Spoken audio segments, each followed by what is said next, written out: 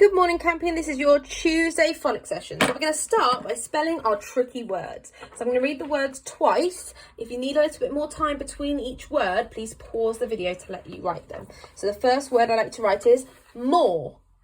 More. After more, would you write round? Round. After round, around. Around. After around, would you write began? Began.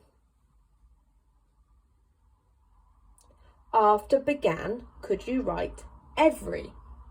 Every.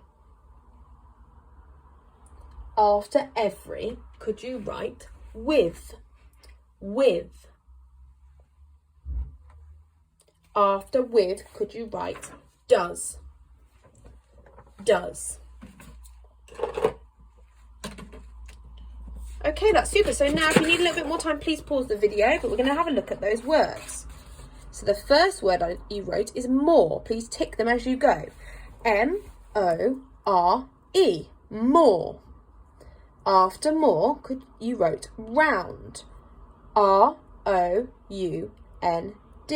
Round. Around. A-R-O-U-N-D. Around. Began. B-E-G-A-N. Began. Every. E-V-E-R-Y. Every. With. W-I-T H, with.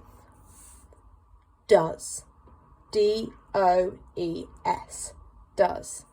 Fantastic. Count up your ticks. Did you get nearer to that 33? If you did, fantastic. If you're still a little bit unsure, don't worry. How can you practice these words to get you ready for tomorrow?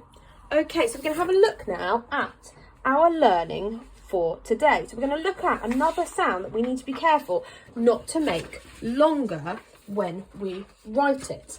And that is this sound here. So when we say it even. So this is called schwaing. It's where you add a on the end when you don't need to. For example, this here is in the word global is an ul sound. Now it's not al or an, it doesn't have an extra on the end. So it's al, not al. Global. Okay.